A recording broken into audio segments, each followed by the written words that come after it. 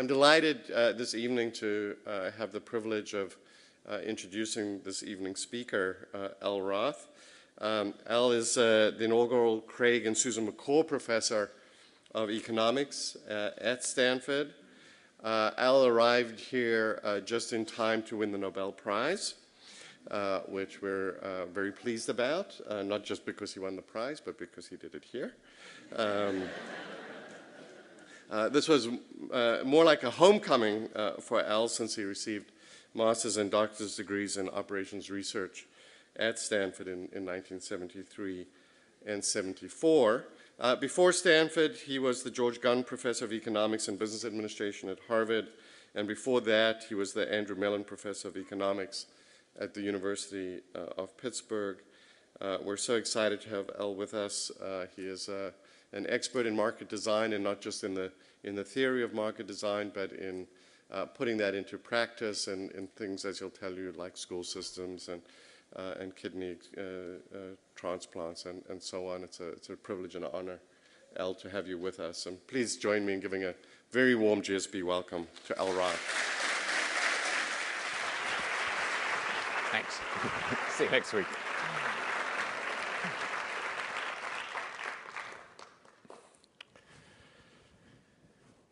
So it's good to be here. I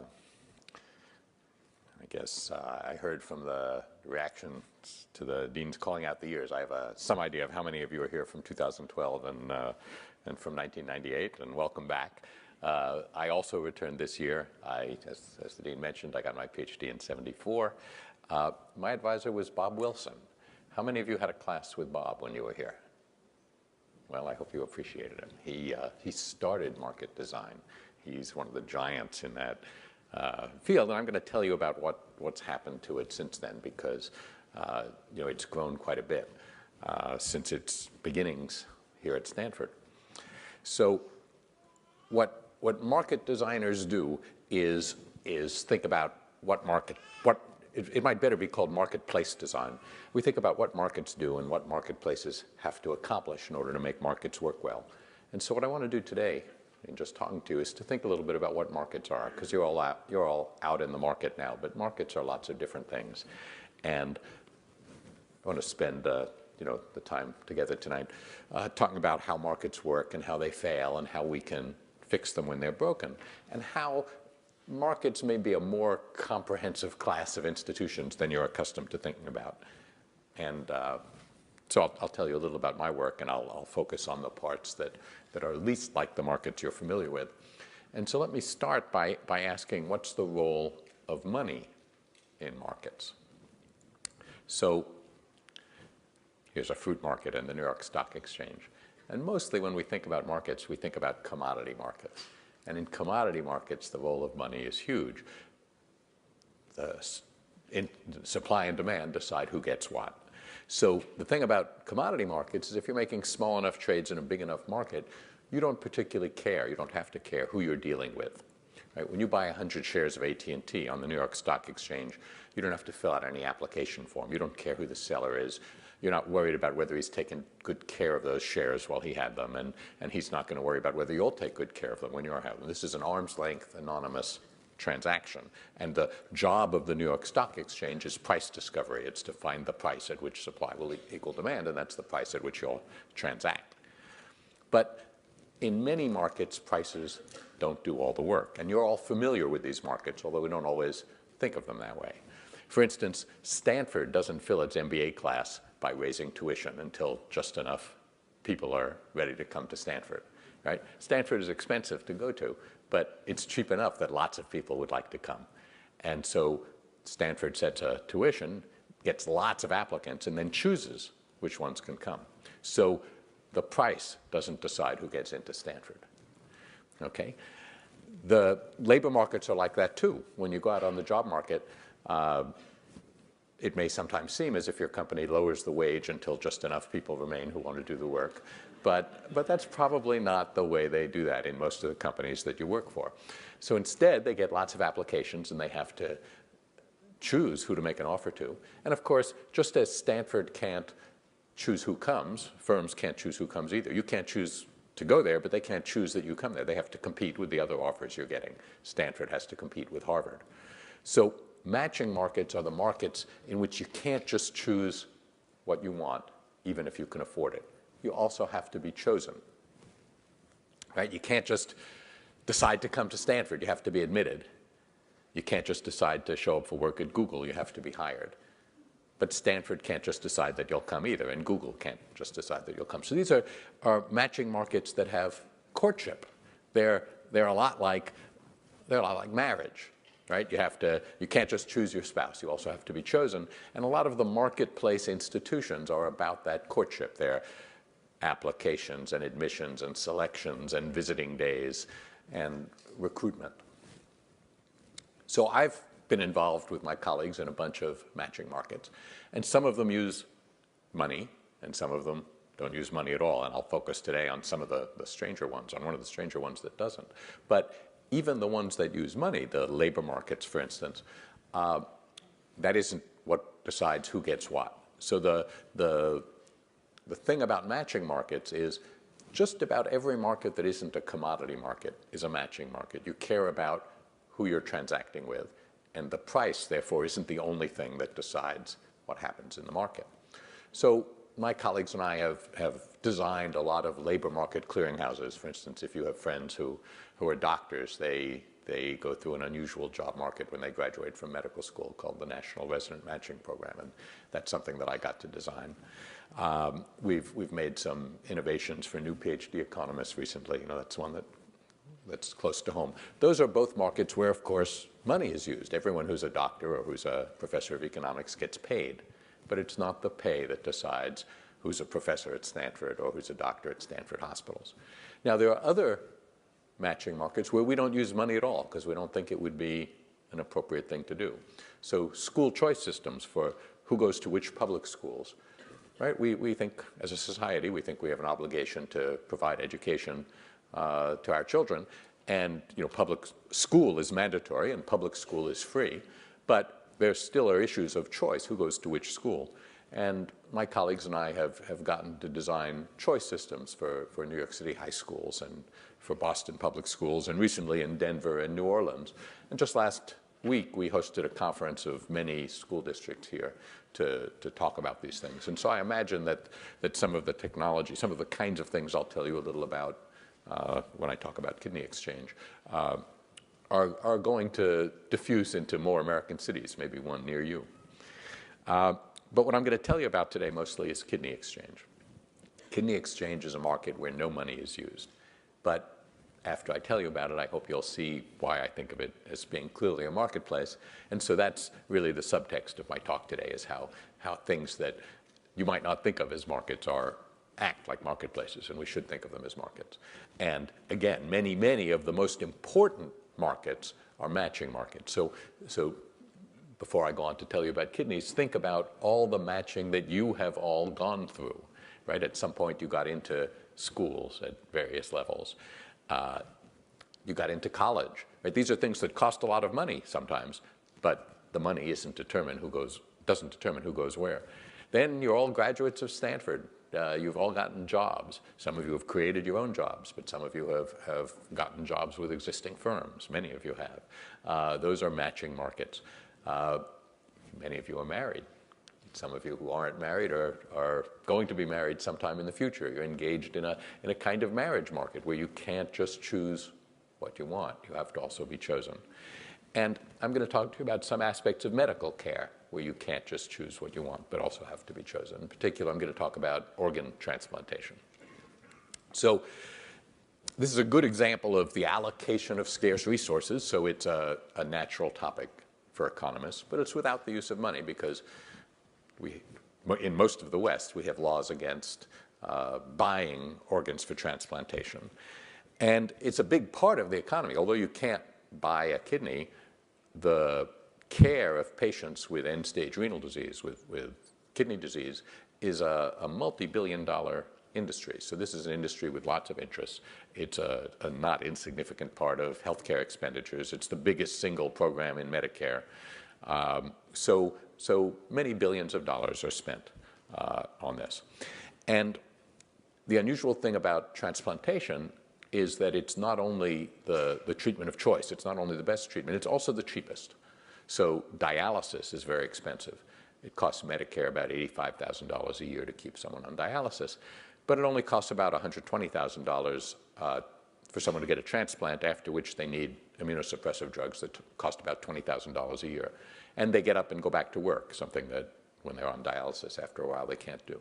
So this is not an insignificant part of the economy, but it's a part of the economy that has very scarce resources, and I'll tell you how we try to get more transplants, and in a marketplace that plays out without any money, although there's important money in the background. So what's the story with kidney exchange? So many more people need kidneys than there are organs available. So there are 95,000 people on the deceased donor waiting list at the moment in the United States. They're waiting for an organ from a deceased donor.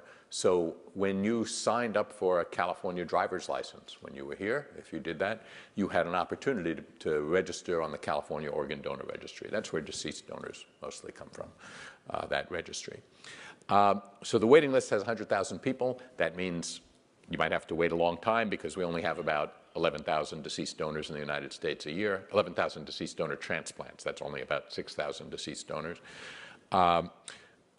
But deceased donors aren't the only source of transplants. You each have 2 kidneys.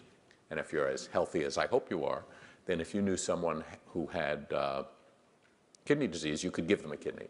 Because if you're healthy, you could remain healthy with 1 kidney. So you might be healthy enough to give someone you love a kidney, but they might still not be able to take your kidney. And that's where the possibility of exchange comes in, which of course is a natural subject for economists to study. So the idea of exchange is you want to give a kidney to someone, in this case, supposing you're donor 1, but your potential recipient has a different blood type than you do. So blood type A and blood type B. So you'd like to give recipient 1 a kidney, but you can't. She's got a different blood type than you do. And donor 2 and recipient 2 are in the opposite situation. So an exchange is possible where donor 1, the blood type A donor, gives a kidney to recipient 2, the blood type A recipient. Everyone gets a compatible kidney. This kind of thing happens for other reasons than blood type incompatibility. Turns out the chance that one of you could take my kidney is a little over 50%. The chance that my wife can take my kidney is only about 30%. And that's because my wife and I are parents, and in the course of childbirth, my wife's immune system might have been exposed to some of the proteins that our boys inherit from me. And if so, she might have antibodies to those proteins that would be ready to attack my kidney if it should show up. So there are other kinds of incompatibilities than just blood type incompatibility. And someone who's been sick for a long time or who's had a previous kidney transplant will have lots of antibodies to human proteins, and they'll be hard to match, whereas other people will be easy to match. I just came back from Korea, which is a place actually where kidney exchange has been going for some time. And the issue there is in Korea, but not in the United States, blood types A and B are equally frequent. So this kind of simple exchange can go on quite easily there. Okay, now notice that no money changed hands in that exchange. And there are many reasons for that, but one reason is it's against the law. Okay, so here's a sentence from the 1984 National Organ Transplant Act that says it shall be unlawful for any person to knowingly acquire, etc., any human organ for valuable consideration for use in human transplantation. So you might worry that that's going to rule out kidney exchange too. That sure looks like valuable considerations going on there, a kidney's being exchanged for a kidney. And you could get very philosophical about this, but eventually we got an amendment to the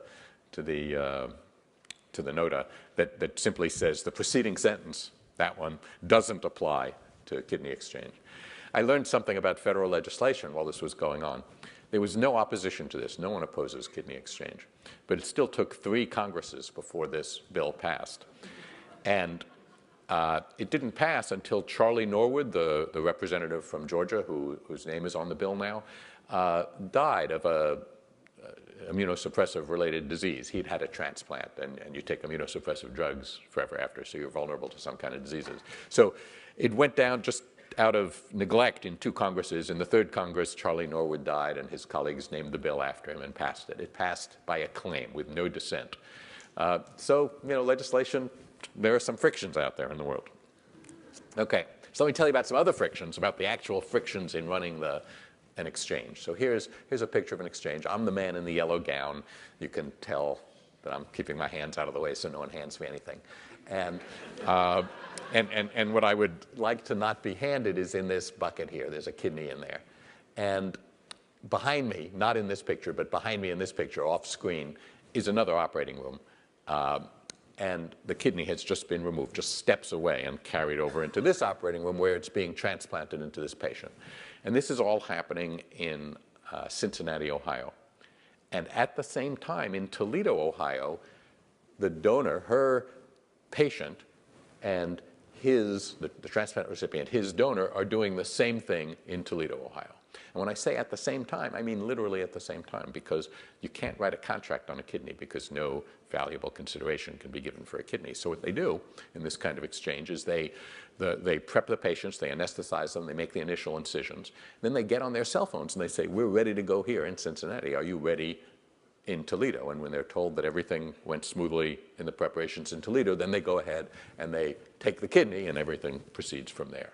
So this kind of simultaneous exchange requires 4 surgeries at the same time: 2 nephrectomies, taking the kidney out, and 2 transplants, putting the kidney in.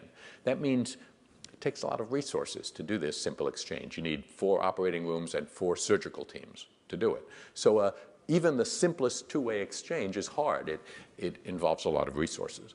And we'd like to do other kinds of exchanges, because if you're restricted to 2-way exchanges, you don't get as many transplants as you could otherwise. This way we get 2 transplants that wouldn't otherwise have happened. So that's great. 2 live donor organs are donated to patients who need them.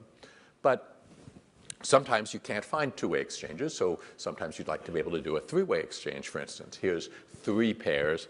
Each pair can give a kidney to the patient in the next pair in a 3-way cycle. So that would require 6 operating rooms and 6 surgical teams. And over time, we've become able to do that. We can assemble those logistics, but that's about our limit. Right? Every now and then, a larger exchange gets done, but the logistics of getting everybody in place simultaneously to do a 3-way exchange is about all we can manage. And it's still not enough. So the question is, what can you do in this marketplace that we're creating to facilitate exchange, where exchanges are hard? Large exchanges are hard because of the simultaneity requirement.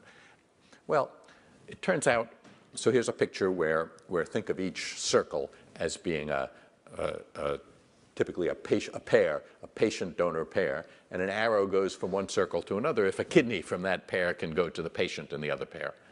Okay, so you see that there's a 3-way exchange that's possible here and a 2-way exchange. There's also a non-directed donor. So this is a donor who doesn't have a particular patient in mind, and we can sometimes get some chains going where he'll give a kidney to some pair, and the donor in that pair will give a kidney to the patient in the next pair, and so forth. So let's think about those chains a little bit. When non-directed donors first started to show up, so 10 years ago they were pretty rare, what we used to say to them, first of all, they would be, any donor gets a thorough physical exam and psychological exam, make sure they know what they're doing and they're willing. And non-directed donors 10 years ago were treated with a certain suspicion, sort of the catch-22 of surgery was, if you want to give someone a kidney, maybe you're unbalanced. But nowadays we've seen many more of these. Just incidentally, a big group of non-directed donors, when you look at the non-directed donors in the United States, a big group of them come from faith-based organizations. The second big group are policemen and firemen. They turn out to like to save people, and they're not afraid. But what we used to say to them is, we used to say, well, you pass through all the screens. You could give a kidney to a patient on the waiting list. Somebody waiting for a long time for a kidney, a live donor kidney is better than a deceased donor kidney. You'll save their life. And that way you'd get an extra transplant that you wouldn't otherwise. But now that we have this pool of patient-donor pairs, we can say to non-directed donors, we can say, you could start a chain. You could give a kidney to a patient who has a donor, who would give a kidney to another patient who has a donor, and that donor could give to a patient on the waiting list. So this is a sort of abstract look at that. This is what it looks like, when you take a picture of the people. And one question is, why are there only 6 people in that picture? And the reason there are only 6 people in the picture is we can only muster 6 operating rooms at a time. Okay, so as long as we're doing these chains simultaneously, this is as big as the picture gets. So let's think again about this marketplace. Why do we do them simultaneously, and could we relax that in some circumstances? Because if you could do it not simultaneously, you could use the same surgical teams and the same operating rooms over at different times, and you could get more people into the chain. So let's think about why we do it simultaneously. So let's go back to that simple exchange that I showed you about initially between 2 pairs. And suppose we always do these simultaneously.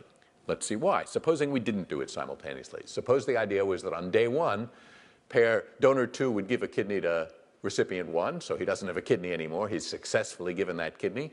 And on day 2, donor 1 is supposed to give a kidney to recipient 2, but something goes wrong, and that link breaks, and it doesn't happen.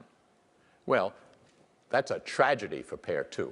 They've had a surgery that didn't help them. They've given a kidney and not gotten one, and they don't have a kidney anymore. They can't participate in kidney exchange next week because they don't have a kidney to exchange. So they've been tragically harmed, so we never do that. We always do that simultaneously.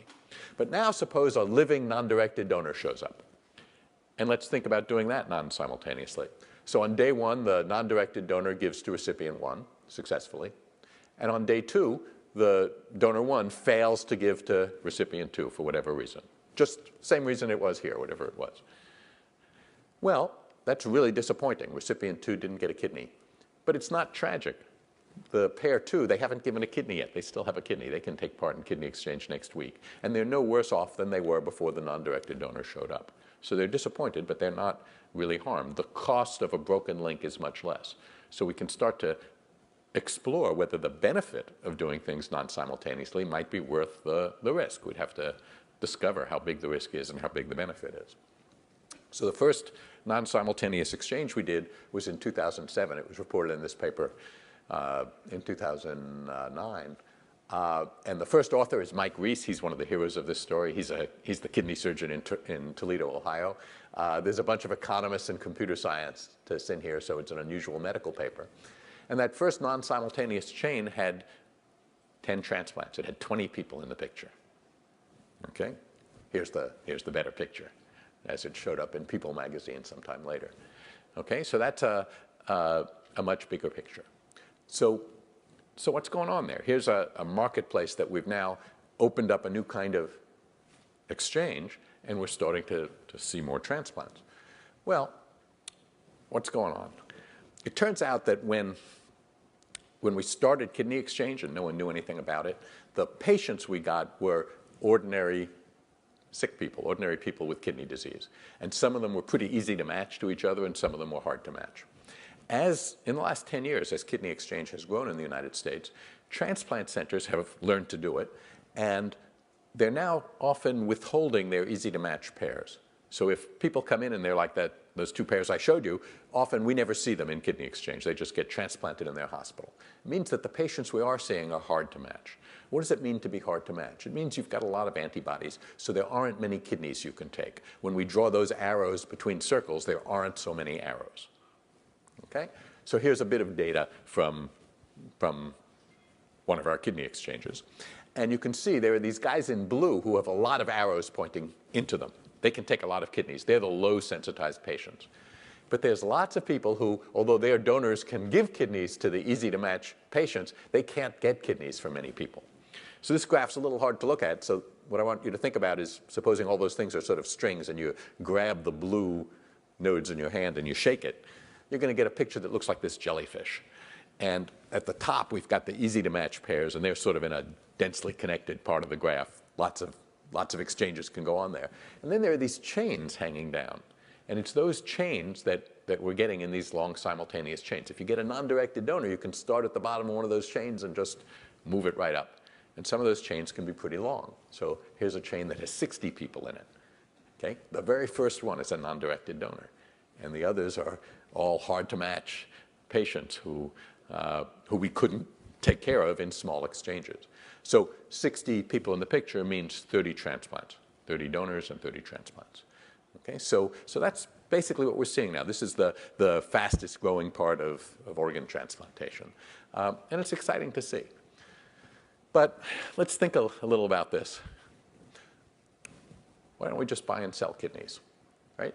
When you talk to Gary Becker at the University of Chicago, he says, there's no shortage of kidneys. You've all got two. This room has a huge excess of kidneys because you only need one. Okay, so I don't know the answer to why we don't allow buy and sell kidneys, but it's certainly something that economists and business people ought to know more about, because there are lots of things we don't allow you to buy and sell, and that reflects the fact that people have, ordinary people, not economists, not business people, have intuitions about what's the proper scope of markets. We probably have some of those intuitions ourselves.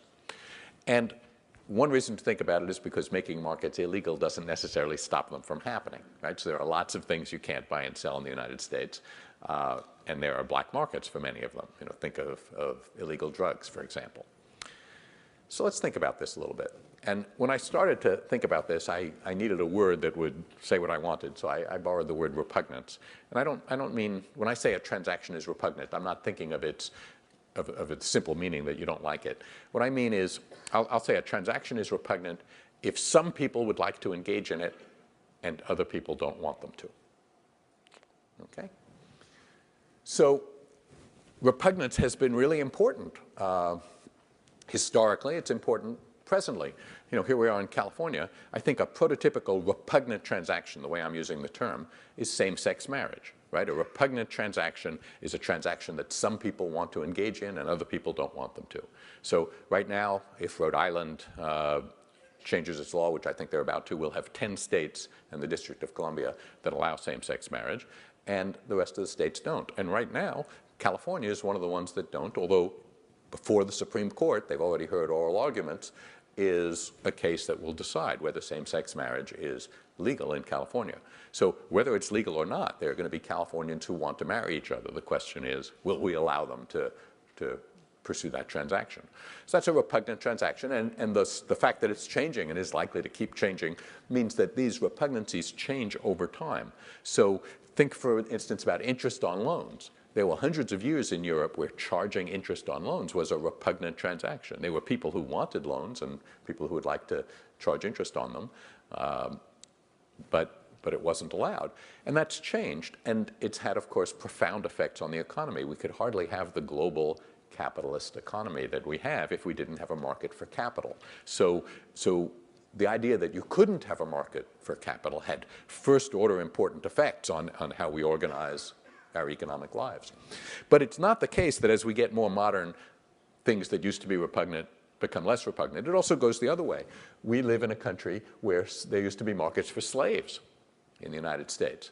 And that's not a great example because it's not a voluntary transaction on the part of the slave. But the most common way to buy passage across the Atlantic Ocean during the years after the American Revolution was indentured servitude. There you would be in Ireland or someplace, and you would want to come to Boston, and you didn't have the fare to pay the captain to take you across. And so you would sign articles of indenture, and when he got to Boston, he would sell your labor services unconditional, you couldn't quit, for 5 years to the highest bidder. And that's a form of involuntary servitude that is entered into voluntarily, but the 13th Amendment to the Constitution says we don't allow that anymore. So there are things that used to be repugnant and are not anymore, and there are things that used to not be repugnant and now are. So these are things worth understanding. I don't pretend to understand them, but let's think about them a little, because I think they're worth thinking about and fun to think about. Why can't you eat horse or dog meat in a restaurant in California? You may not want to eat horse or dog meat in a restaurant in California, so you might not know that you can't, but you can't. In fact, well, I'll tell you about the rest of the country, but the short answer is it's against the law, right? Horse meat may not be offered for sale for human consumption. It's a felony. Dog meat is just a misdemeanor. There's no law in California against eating grasshoppers or cockroaches, right? By and large, you can't eat them in restaurants either, and that's because no one wants to. The reason there's a law against eating horse meat is not because no one wants to. It's because some people want to and other people don't want them to. So this was actually passed by the class of 1998 when they were here in a referendum. Okay, so you guys got to vote on this if you were California residents. As many people voted for it, it was a referendum, as many people voted for it as voted for Gray Davis, who was elected governor that year. So, so again, this is something, because we have a referendum system in California, there were people who thought it was a really bad idea that other people were eating horse meat and that we ought to make a law against it. And, through the magic of referenda, they did. Now, needless to say, this is something that varies by time and place. There are lots of places in Europe where you can eat horse meat. You can't eat horse meat anywhere in the United States. It's not illegal except in California. But in order to eat meat in a restaurant in the United States, it has to be inspected. And Congress has refused to allow to provide funds for the U.S. Department of Agriculture to inspect horse meat. So although it's not illegal, it's a crime in California, it's not a crime in New York, but no horse meat is available in New York. You'll have to go to France or Japan. There are lots of places where they like horse meat. Okay, so as I've been saying, transactions vary from place to place, whether they're repugnant or not. So let's think about dwarf tossing. You guys are going to go out drinking tonight. Maybe you've thought about dwarf tossing already. So here's in England, it's legal. And Lenny the Giant, he's this small man wearing the helmet. And he earns his living by engaging in an athletic event in which larger and probably drunker men throw him for distance, and he lands athletically and rolls and is wearing safety equipment. Here's the Ontario Dwarf Tossing Ban Act of 2003. It says in Ontario, this is a repugnant transaction. You can't do it. And it's not an occupational health and safety. It doesn't say Lenny the Giant should wear a helmet. Lenny the Giant is already wearing a helmet. It says no person shall organize a dwarf tossing event or engage in dwarf tossing. It basically says, yuck. You shouldn't do that. Now, a French dwarf, when France banned dwarf tossing, a French dwarf who wanted to continue earning his living this way. So it's a repugnant transaction. There are people who want to engage in it and other people who don't want them to. And that happened in France too. And the French dwarf took his case before the UN High Commissioner on Human Rights. And he said that his right to employment was being denied. And the French case said, this is just, it's a sort of yuck, but in French. It said, this is an affront to human dignity. We are all less human when Manuel Wachenheim earns his living this way. And he had a very moving statement. When I read the case materials, I thought, the little guy is going to win, because what he said is his statement said something like, he said, the essence of human dignity is having a job. And there aren't a lot of jobs for dwarves in France, and this is my job. And I remember thinking, ooh, but he didn't win, France won. The UN committee found for France, basically saying that every time he earned his living that way, each of us became a little less human, and that we shouldn't allow it, even though it was a voluntary transaction. So repugnant transactions are of all sorts. But it's hard to tell what they are, right? It's hard to tell why horse meat is repugnant in California and not in France. Because again, it's not the Wild West. That was a 1998 referendum. And it's not just the small size of the dwarves. Jockeys are small. We don't mind small guys riding horses and seeing how fast they can make them go. And there are things that are even closer to dwarf tossing, like wife carrying. So these guys are also athletes. They are not married to each other. Wife carrying is for speed, not for distance, but it's not dignified. Here are the American champions. They still use the old-fashioned technique, but nowadays most people use the Estonian position, and particularly for getting through the water hazards. So there's a North American championship at Sunday River Ski Resort each year near Boston. And there's a world championship in Finland each year. So I'm not aware of any place in which wife carrying is repugnant. But I have trouble thinking of why. I'm not sure it shouldn't be, but I have trouble thinking of a rule that would say dwarf tossing is and wife carrying isn't, or vice versa. So although I can't think of general rules, one thing you notice is that adding money to the mix sometimes makes things repugnant. Okay, so something isn't repugnant by itself, but when you add money to it, it becomes repugnant. So interest on loans. Loans weren't repugnant. People didn't, in medieval Europe, didn't think that it was a bad thing to lend someone else money to start a business, to buy stock for a ship, to go on a trading mission. It was charging interest, having your money earn money, that was repugnant. Adoption. Adoption is expensive. If you want to adopt a baby, it'll probably cost a lot of money, but you may not buy the baby from the birth mother. Okay, there are some parts of the transaction that you can't do. Prostitution is illegal in many places, not in all places. If you look around the world, and different parts are illegal. Sometimes brokerage is illegal, pimping is illegal, but prostitution is not. But by and large, we're not, in most of the world, we're not against sex. We're against payment for sex, right? So it's adding money that makes those transactions repugnant. And sometimes there are transactions that have money that aren't repugnant, but if there's too much money, it becomes repugnant. And that's where we think about laws against price gouging. If there's a blizzard and you want to raise the price on your snow shovels at your hardware store, you'll often find yourself in violation of local law, of state law. And similarly, in Europe right now, there's talk about limiting the pay of bankers, and I mean, we have some of that in the United States as well, with the idea being that money is fine, but too much money might make a transaction that we didn't approve of. So, some of this may impact you guys. These are people, us, especially those of us who haven't gone to business school and aren't economists, ordinary people, have intuitions about economic transactions that often shape what markets we see and what we don't. And markets require lots of social support. So we would be well advised to understand these intuitions better than we do. Most people can pick The Economist out from this New Yorker cartoon.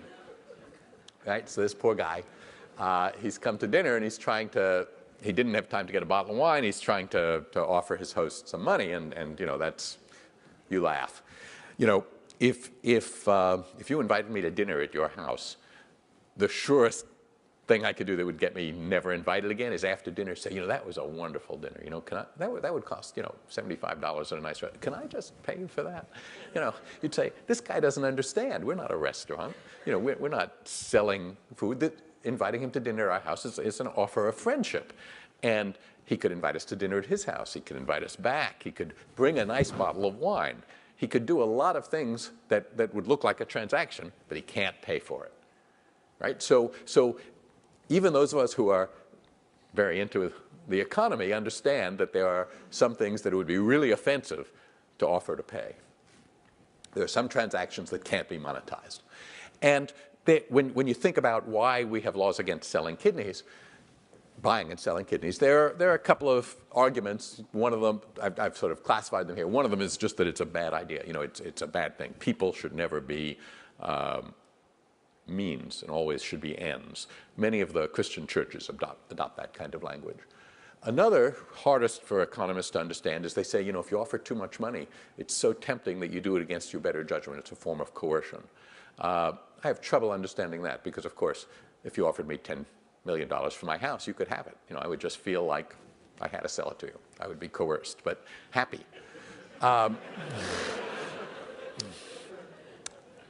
The arguments that I can make the most sense out of and have the most sympathy with are the slippery slope arguments.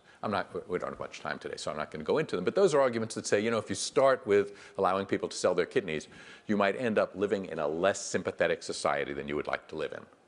And I think those have to be taken very seriously, and we have to think about them. So let me get a sense of the meeting. Test yourself for repugnance. I'm going to ask for a show of hands. Are you willing to contemplate carefully regulated sales of live kidneys? Put up your hand if you are. Okay, keep it up, because look around, see lots of you, right? MBA reunion.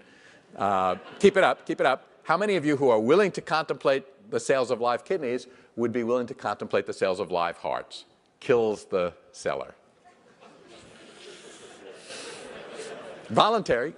Okay, so my point is,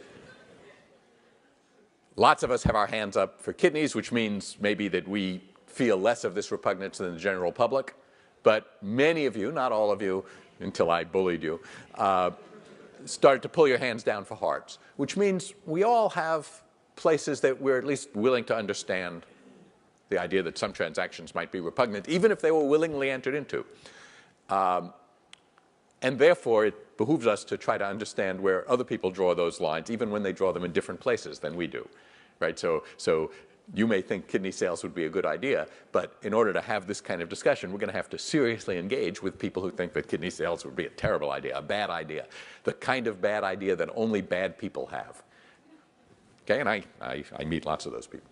So kidney exchange achieves some of the benefits of a market without running into this barrier of repugnance. So the thing we've achieved with kidney exchange, so as market designers, we're very pragmatic. We say you can't sell kidneys. We can debate that till the cows come home, but in the meantime, what are we going to do for the patients? And what we're able to do is get the benefits of exchange without running into the barriers of repugnance.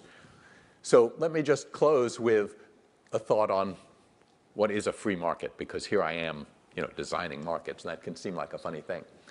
And I think the right metaphor to look at is a free market isn't a market without rules. It's a market with rules that allow it to operate freely. The New York Stock Exchange has lots of rules, and some of them are laws that if you violate, you can go to jail, rules against insider trading.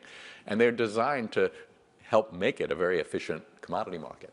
So I think a good metaphor is you think of a wheel that can rotate freely. It rotates freely because it has an axle and well-oiled bearings, and that's what lets it go. So I think the political discussion on free market is often that free markets are laissez-faire. They don't have rules at all. But very few markets are like that. When you get jobs, when you apply for colleges, when you buy and sell stocks on the New York Stock Exchange, you're engaging in markets that have a lot of rules. And if the markets are designed well, then the rules allow the market to work well. So a big part of that, of course, is handing out information, moving it around, and helping aggregate it. So I was advised that I should end by telling you some stories and giving you some advice having to do with the Nobel Prize. So here's a picture of me and the King of Sweden. I'm the guy on the left. Let me tell you a story. You hear about the Nobel Prize in a phone call in the middle of the night if you live in California. But the guys giving the phone call have some experience at this. And it turns out the thing that they're really concerned with is that you shouldn't think it's a hoax. So they call you up in the middle of the night. We actually missed the first phone call. My wife said, I think the phone's ringing. And I woke up and it wasn't ringing. But they called back. And the guy on the phone says, I still don't know who it was who made the initial call, Swedish accent. And he said, you've won the Nobel Prize. He said, but I'm here with 6 of my colleagues, and 2 of them are people you know, and they're now going to tell you. So that was their way of I guess, forestalling that you should say, oh, come on, who is this? Is that Ted? And they did that actually at 3:30. And they said, so it's not going to be announced for a half an hour yet. Keep it a secret. And what I did in that half hour, and this is my advice, what I did in that half hour is I took a shower and I got dressed. And if you're ever in that situation, you should definitely do that because there isn't any time afterward for the next many hours. It was a busy day. Fun, but not relaxing. So it's great for me to be back at Stanford. I welcome you back to Stanford. And there was one slide I skipped. Let me just tell you about that. What do markets do? What do marketplaces do for markets? They have to make the market thick. They have to bring enough people together to make the transactions that will make the market work. Once you have those people together, sometimes it's hard to do the transactions. With kidneys, it's because of the operating rooms. But you have a lot of transactions to consider. So markets have to become uncongested to work well, and they have to be safe to participate in. And some kinds of transactions are repugnant. So I think when you go back out into the marketplace, if you think about these things, you'll get a chance to see markets and market institutions in a little bit of a different way. And that's a good thing. So thank you very much.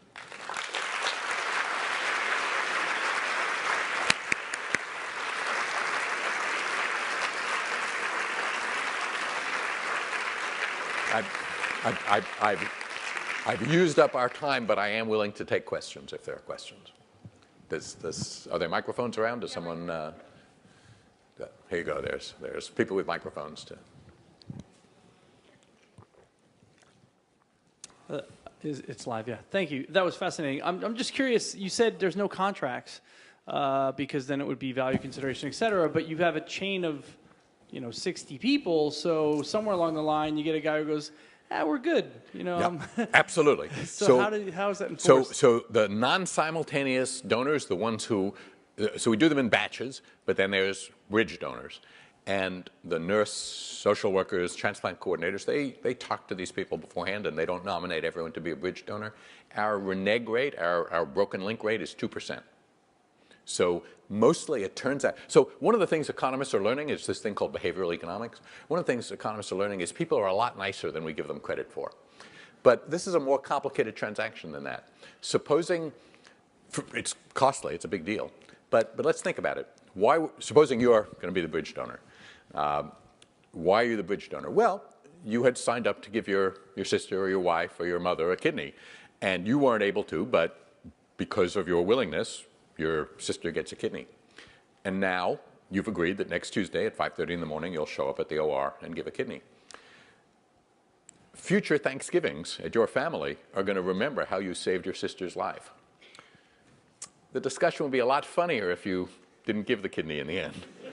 So, you know, those Thanksgivings that would be a different story. So I think, I'm not quite sure what goes into it, but once the transplant coordinators say that we've talked to this person and he's good to go, they almost always are. Could you talk a little bit about the key elements as you see them for market design for school choice? Yeah, well, so thickness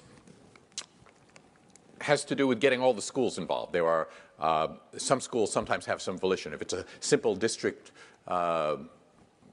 school district, they can command all the schools and then thickness isn't a problem. But if there are a lot of charter schools and things like that, they sometimes have to be coordinated so that you can get all the schools together so that you can deal with congestion. Because what's congestion in a school choice system? It's many children having multiple offers while many more don't have any offers because multiple offers are being held and wait lists are being formed. So when we looked at this in New York City initially for New York City high schools, we found that 17,000 children a year were getting multiple offers, and about 30,000 at the end of the process had to be put into schools for which they had expressed no preferences just because time ran out on the waiting list. So we looked at the 17,000 who were getting multiple offers, and we found they had been asked for preferences beforehand. We found that they almost invariably took the school that they had said they liked best. So one of the things we did is we organized the system so that they now only get one offer. They get an offer from the school that they ranked highest that's willing to accept them. And that allows a lot more students to get offers. Another thing that's going on is the market has to be safe. So in the city of Boston, they had an existing school choice system that sounded very nice. They tried to give as many people as possible their first choice. The problem with that is if you didn't get your first choice, it was very likely that your second choice was going to be full of people who had listed it as their first choice. So it became very important to think carefully what you should list as your first choice. You couldn't just list your first choice as your first choice. So we've now made it safe for them to do that. We've now made it safe in Boston so that families can list the schools in the order in which they prefer them. And if they don't get their first choice, they'll have just as much chance of getting their second choice as if they had listed it first. And that lifts a big burden of strategizing from families. And it also gives the school system good data on what schools people like. So those are the kinds of market design things that we think about. And we've been able to do them in a couple of American cities now. Yes. We have a microphone for this job? You can go next. Oh, sorry. Someone has a microphone already. Yes, I have a microphone. Wave your hand. I can't see you. Thank you. Well, thank you for coming. I find this so fascinating. And as an economist by training, I love the sort of optimization problem in it all. But I think one thing that the next step I have a question about is the sort of understandability of the system for everyone who participates. Because I think that while ideally any optimal solution would be very elegant, I imagine sometimes they're quite complex. And in some markets that may not matter, but some things like the public school assignment, people are sort of unwilling participants. Like they don't have choose to be part of it. They have to be part of it. And if they don't understand it, there may be broken trust. There may be confusion. So how does that both go into how you design the market, and then what are the implications for when you're rolling it out and trying to make it successful? Right. That's a giant consideration. And what we've come to understand is that communicating about how the system works is part of the design of the system. So what we've started to tell school districts is not just that we'll help you design an algorithm that has good properties, but we'll help you design an algorithm and a communication package that will help convey it, because indeed we had some startup problems of this sort. So there are a couple of ways that a school choice system can be complex. I just described to you the old system used in Boston, and it was simple. I was able to describe it to you. It was simple to describe, but it was complex to participate in, because you couldn't just put down your first choice as your first choice. You had to know all sorts of things about the schools. For instance, Boston schools would give sibling priority to children who had an older sib in the school. And so parents who had children about to enter kindergarten, if they were in prosperous, well-informed, highly educated neighborhoods, they would develop an intelligence network that knew how many SIBs there were going in, so they'd know how many places were really in each school. It was hard work. So we've got a system that's a little more complicated to describe, but it's very simple to play. You just decide which schools you like, and it's safe to tell Boston Public Schools which schools you like. So I could describe the system that we use is not that hard to describe. It's based on the deferred acceptance algorithm that Lloyd Shapley just got the Nobel Prize for. He and I shared it. It's pretty simple to describe. I won't do it right now. It's more complicated to describe than try to give everyone their first choice and then give as many people as possible their second choice, than that system. But that system is hard to play. So I think what happens is we communicate what's going on. Some people understand it. It's enough, though, if other people just get the message that it's safe to put down your true preferences. Well, thank you, Professor. This has been fascinating. You must find it very rewarding to have created work that saved thousands of lives. Can I ask where else you'd like to see this work applied? What else you'd like to transform? Right. Well, so we started with these sort of centralized marketplaces, not because those are the most common or whatever, but because those are the easiest to get your arms around and see where the design is, where the rules are. But most marketplaces operate on decentralized rules. And in some of the marketplaces we've worked on, markets for later career doctors in various specialties, for instance, what we've done is we've changed the rules of engagement in decentralized markets, rules about the market culture, how an offer of employment should be made, how long it should be left open, whether people can change their minds under what circumstances. So having rules like that in decentralized markets is part of their design, and it's part of their culture. It's a soft part of the rules. Often when you actually see markets operating, there are conventions about that make the market work well or badly, but there may not be trade organizations that can provide guidelines, although sometimes there are. So I think that we need to do more about thinking about decentralized markets. We also, as a profession, economists have spent a lot of time thinking about the price of transactions, but not very much time thinking about their timing.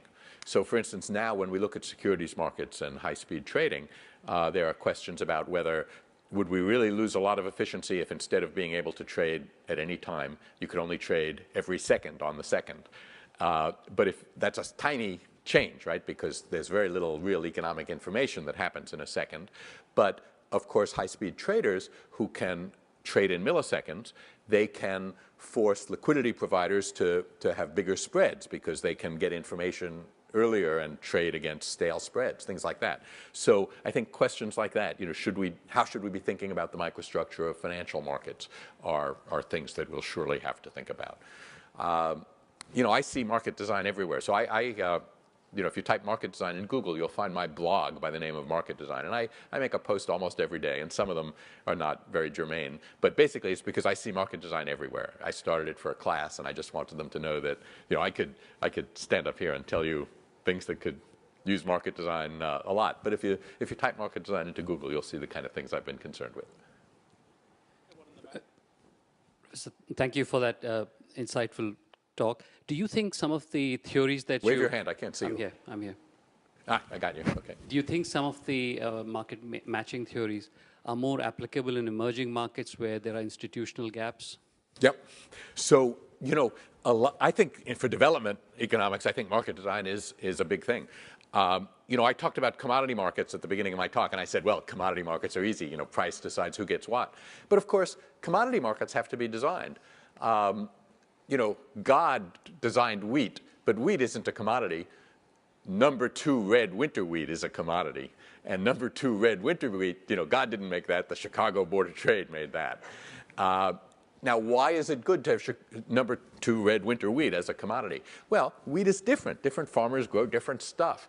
And before we had a commodity market for wheat, you had to know your farmer. You had to have someone go out in the field and inspect it. How much white wheat is mixed with the red wheat? How much moisture? How many bugs? So once you have a commodity and enforceable standards, you can all of a sudden not care who the farmer is. The railroads can come by and they can take the number 2 red winter wheat and mix it together in rail cars and not care who it came from. But before that, the market for wheat was a matching market. So Ethiopia has just made a commodity market, a good one or a better one, for coffee.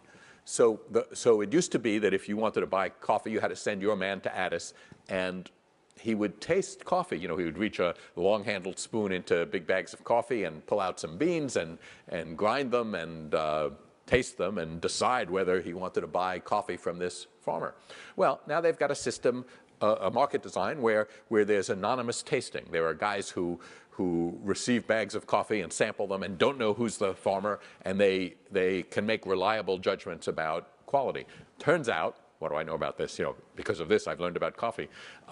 It turns out what makes high-quality coffee, among other things, is waiting until the cherry is red. So a coffee bush has a cherry on it, and the bean is inside. So by the time someone has sold you the beans, you can't see whether they waited till the cherry was ripe, whether it was red or whether it was green. So the cheap way to pick coffee is you go to some hillside that's mostly red, and you say to your pickers, go pick all the beans. We're not coming back here. Get them all. But once you have tasters who can tell that you've got unripe beans together with your ripe ones, you say to the pickers, pick only the red cherries, and we'll come back next week, and we'll pick the rest when they're red. So just having a commodity market, not only does it let places like Starbucks buy by the ton, grade A coffee, but it causes there to be more grade A coffee because you now get paid back when you take the trouble to make your coffee grade A. So I'm not quite sure that's the kind of thing you were thinking of, but when I think about emerging markets, you think about how to make the markets work so that they'll be designed properly to work well for the conditions that they have there. Thank you very much, Professor. I'm really interested in the online currency Bitcoin, and I was wondering if you'd had a look at this and whether there are any aspects of that market that you think are fundamentally unworkable, or if you do think it's sustainable. So I don't know much about Bitcoin except what I've read in the newspaper. It's sort of a cross between paper money and gold, right? It's a little like gold because it's hard to mine, right? It's hard to increase the supply. I think its advocates think of that as a good thing, but of course that's not a good thing for an economy-wide currency because as the economy grows, you need more currency, and if it's hard to get, there can be shortages.